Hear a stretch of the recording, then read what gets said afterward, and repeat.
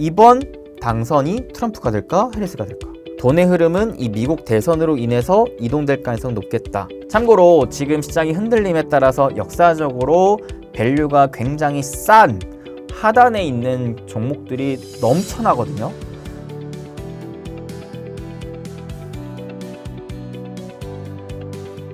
수빈쌤, 최근에 개인 영상을 안 올리셨는데 혹시 어디 아프세요?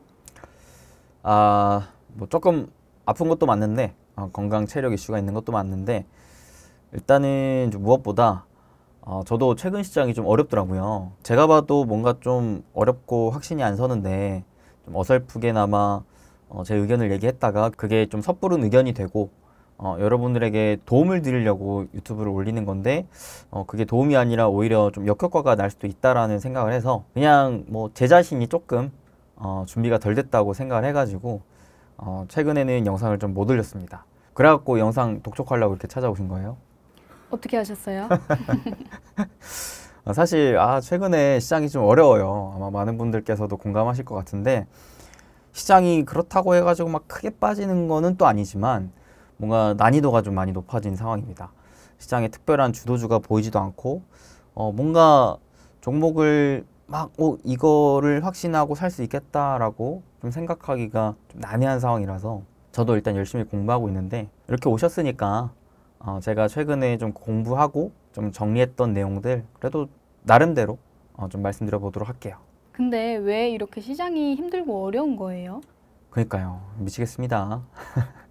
근데 워낙 주식 투자 자체가 쉬운 건 아니죠. 특히나 또 주식은 워낙 정신적인 노동을 또 대가로 돈 버는 일이니만큼 쉽진 않아요. 이게 뭐 위험자산이라서 변동성도 워낙에 있고 한데 최근에는 사실 그 변동성이 더 커져서 우리를 힘들게 하는 부분도 있죠. 왜 힘들까에 대한 질문을 주셨으니까 저희 또 트레이드 마크가 있지 않겠습니까? 이제 와이하우앗 순서대로 나름대로 좀 정리한 내용들 좀 말씀드려 볼게요.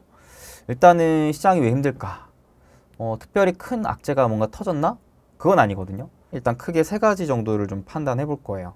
첫 번째, 시장이 그만큼 많이 빠졌나? 보니까 코스피가 이제 최근 단기 고점 대비 한 6% 정도 빠졌고 코스닥은 한 9% 정도 빠졌어요. 근데 이런 식으로 시장이 빠진 게 올해만 놓고 봤을 때 그래도 3차례 이상 정도 나와줬었거든요. 최근 흐름을 제외하고서라도.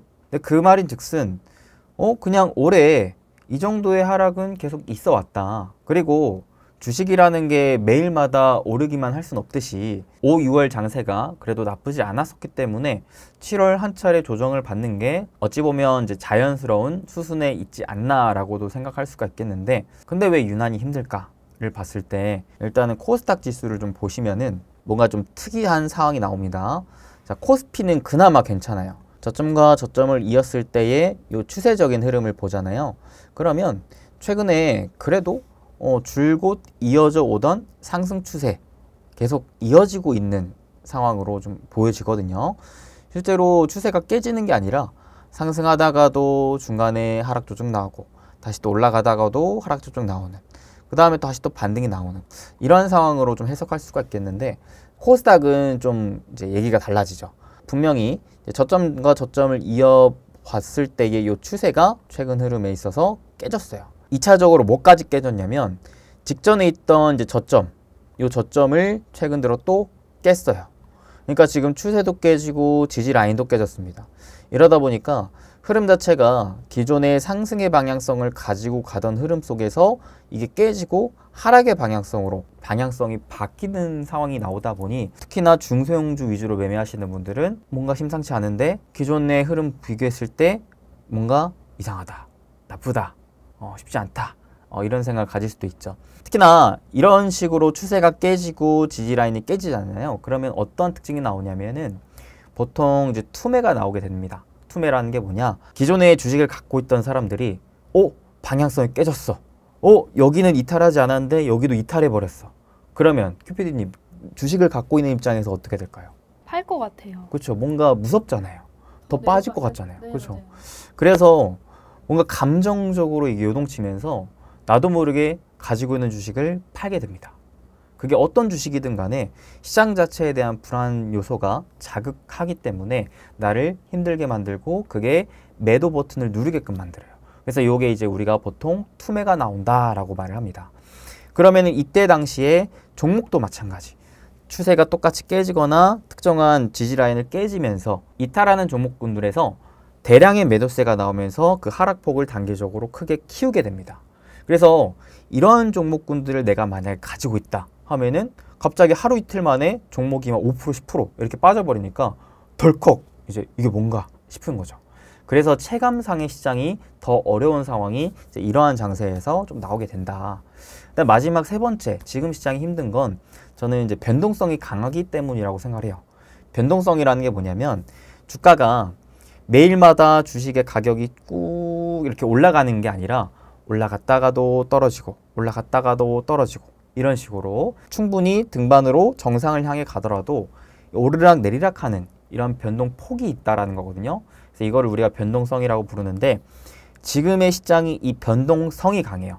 무슨 말이냐면 상승을 할 때에도 강하게 오르고 하락을 할 때에도 강하게 떨어진다는 겁니다.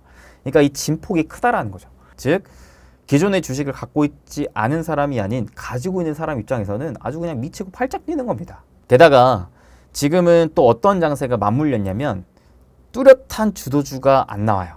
그러면서 이제 개별주 장세가 나옵니다. 상반기 때까지 우리나라 증시를 이끌었던 게 반도체였거든요. 근데 지금 반도체 힘이 쭉 빠지고 있어요. 그러면서 거기에서 나오는 돈의 수급이 어딘가로 쫙 다시 이동해야 되는데 어디로 가지? 어디로 가지? 지금 돈이 갈팡질팡하고 있습니다.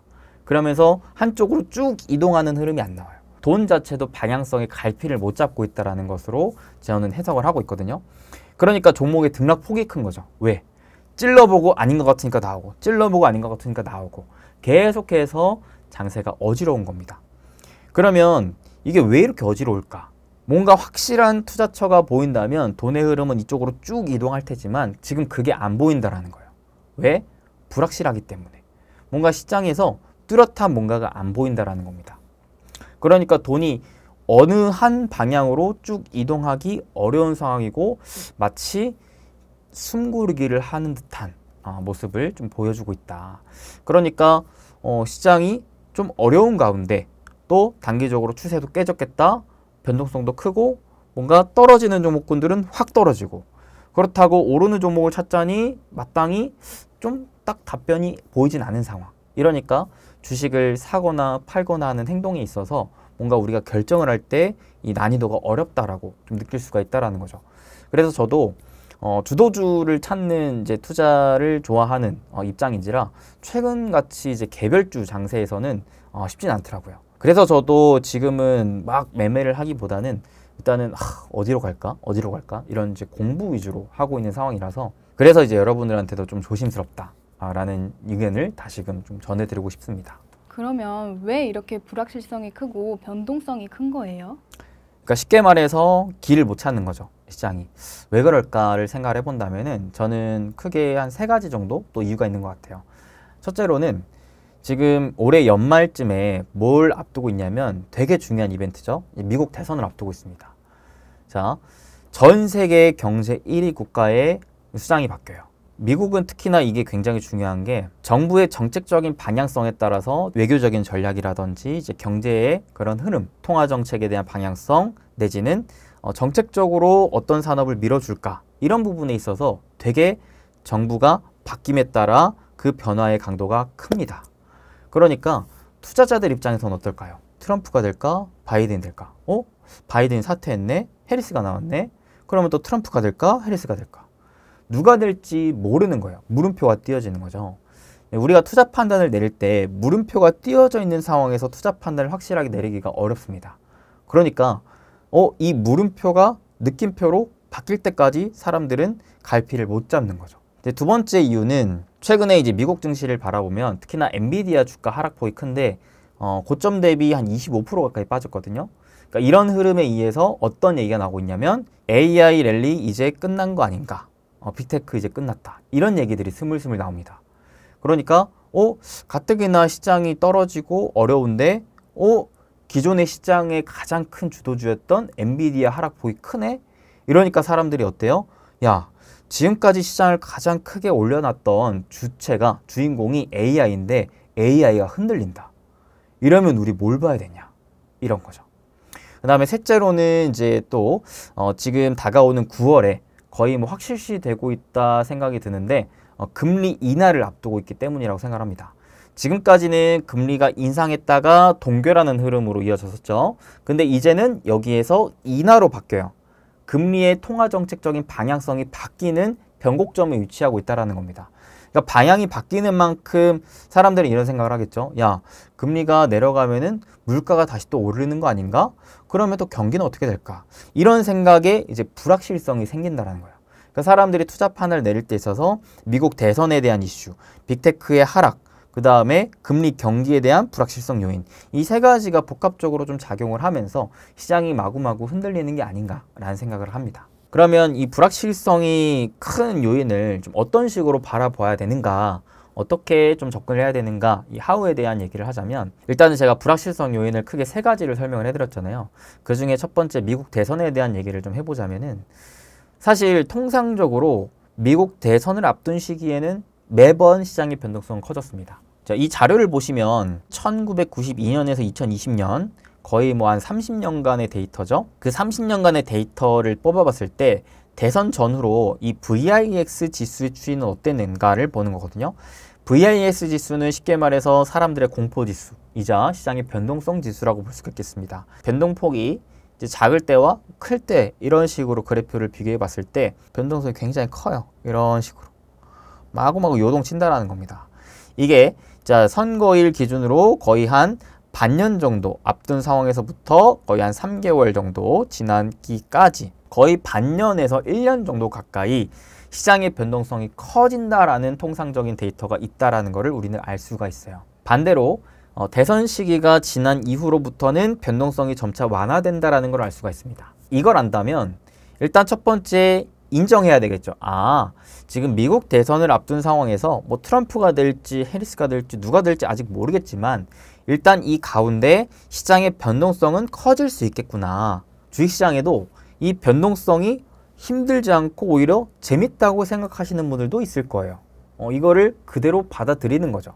그런 분들은 오히려 변동성을 활용해 보셔도 좋을 것 같아요. 사실 기업의 주가는 기업의 실적, 즉 본질에 수렴하면서 가기 때문에 본질적인 가치에 비교했을 때 싸게 살 수 있는 기회와 비싸게 팔 수 있는 기회를 그렇게 많이 주진 않아요. 사람들이 이성적인 판단, 사고를 하기 때문에. 근데 지금과 같이 사람들이 이성적인 판단을 하기 어려워하는 장세일수록 싸게 살 수 있는 기회와 비싸게 팔 수 있는 기회가 되게 많이 찾아오거든요. 그렇다라는 건 나는 심리적으로 요동치지 않는 투자자라면 오히려 그 본질적인 흐름을 딱 기준 삼아 놓고 쌀 때 사고 비싸게 팔고 이 샀다 팔았다 하는 행위들을 좀 더 명확하게 좀 더 자주 할 수 있는 기회로 좀 여겨볼 수도 있다. 그 다음에 또 하나 좀 생각을 해보고 있는 거는 지금 미국 대선 때문에 시장이 흔들린다. 그만큼 시장의 큰 이슈가 미국 대선이다. 그만큼 돈의 흐름은 이 미국 대선으로 인해서 이동될 가능성이 높겠다라고 생각을 해요. 그래서 이제 제가 예전에 보여드렸던 자료 중에 이런 자료가 있거든요. 대선을 6개월 앞둔 시기부터 그 당선이 유력한 후보의 정책 수혜주가 강세를 띈다. 바이든 때도 그랬죠. 바이든 때도 대선 시기, 이 시기 이전 거의 6개월 전부터 해서 바이든의 주요 정책적인 수혜주라고 볼 수 있을 만한 뭐 신재생, 전기차, 2차 전지 관련주들이 주가 상승세가 굉장히 컸었단 말이죠. 이 흐름이 언제까지 이어졌었느냐? 거의 바이든이 취임하는 시기까지 이어졌었기 때문에 지금도 이런 흐름들을 오히려 활용을 해본다면 이번 당선이 누가 될까? 제가 보는 관점은 트럼프 가능성이 높다라고 생각을 하거든요. 그래서 최근에 행보 스케치 영상에서도 트럼프가 당선이 되면은 이 주식이 좀 수혜가 되지 않을까 하면서 이제 현대 로템이라는 주식도 같이 공부했던 거였는데 감사하게도 공부한 이후로 주가가 거의 한 20% 가까이 좀 올랐더라고요. 그래서 이런 종목 외에도 지금 트럼프 관련 수혜가 좀 방산주, 뭐 조선주, 금융주 이런 것들이 좀 엮이고 있다 보니까 차라리 공략을 할 거라면은 이런 쪽으로 좀 중기적인 호흡을 가지고 미국 대선 시즌까지 한번 공략해보는 게 또 좋지 않을까라는 생각도 가져봤습니다. 그 다음에 두 번째 또 불확실성 요인으로 AI 빅테크 하락을 좀 볼 필요가 있겠다 싶었는데 지금 엔비디아가 25% 가까이 빠졌고 그 다음에 그 외에 빅테크 기업들 마이크로소프트라든지 구글 이런 기업들도 거의 한 10% 가까이 빠졌어요. 그래서 AI 랠리가 과연 끝난 건가? 라는 생각을 지금 다들 하고 계시는 것 같은데, 근데 저는 이 또한 좀 본질에 집중하는 게 좋겠다라는 생각을 하는 게, 특히나 빅테크 대기업들의 실적이 깨지진 않았거든요. 물론 이 성장률은 조금 둔화가 되고 있긴 합니다. 그래서 많은 사람들이 기대하는 기대치가 예를 들어 이만큼이라면은 그거보다는 못 미치는 요 정도 수준으로 실적이 지금 나오고 있는 상황이긴 한데, 이게 주가가 그렇다고 해가지고 바로 꼬꾸라지는 건 쉽지 않거든요. 단기적인 조정은 나와도 주가가 막 폭락으로 이어지면서 AI가 끝났다라고 보기까지는 아직 이르지 않을까라고 개인적으로 생각을 해보고 있어요. 물론 이런 부분들을 좀 더 검증하기 위해서는 이번 2분기 실적 발표가 굉장히 중요할 것 같습니다. 이번에 실적 발표 이후로 과연 그 빅테크의 기대감 또는 우려감 이런 것들이 얼마나 해소될지 여부를 좀 더 면밀하게 좀 판단해 보시면 좋을 것 같고, 마지막으로 금리 경기에 대한 부분에 있어서는 실질적으로 9월에 금리 인하가 정말 진행이 될까, 되고 난 이후로 물가를 자극시키지는 않을까, 이런 여부에 대한 본질적인 판단을 좀 내려봐야 될 것 같아요. 미국 대선, AI 빅테크, 그 다음에 금리 경기, 이 세 가지 요인 모두가 다 당장의 불확실성 요인이 해소될 만한 시점은 아닌 것 같거든요. 그 말인즉슨 하반기 때까지는 이러한 변동성이 큰 장세는 지속될 가능성이 높을 것 같다. 그러니까 당분간은 매매 자체를 너무 공격적으로 하기보다는 조금 더 숨을 고르고 비교적 더 확실한 쪽 위주로만 투자를 하는 게 낫지 않을까 싶고, 차라리 호흡을 길게 두고 싸게 살 수 있을 만한 기회들이 왔을 때 조금씩 사서 모으는 전략이 낫지 않을까, 이런 생각을 좀 가져보고 있습니다. 제가 오늘 얘기했던 대응 전략을 좀 정리해 보면은, 일단은 첫 번째는 이 변동성 장세에 대한 이해가 필요할 것 같다. 그리고 그 자체를 좀 받아들여야 될 것 같다. 사실 주식 투자는 위험 자산이고 변동성이 애초에 큰 자산인데, 이것에 익숙해져야 주식 투자로 싸워서 이길 수 있는 투자자가 될 거라고 생각하거든요. 지피지기면 백전백승. 저걸 알아야 그 전쟁에서 승리할 수 있듯이, 우리가 이 주식시장에서 승리하기 위해서는 최소한 그 주식시장을 좀 이해해야 된다. 이게 어렵다면 그 적에게 이기기가 좀 쉽지 않을 수 있어요. 그런 분들은 냉정하게 나 자신에 대한 객관적인 판단을 내린 다음에 차라리 변동성이 조금 덜 큰 자산으로 가시는 게 낫지 않을까 싶고, 나는 이길 자신이 있다 하면은 이것에 좀 더 단련이 되어야 되고, 일단 심리적으로 좀 안정이 되어 있어야 된다. 이럴 때일수록 구분을 짓는 거죠.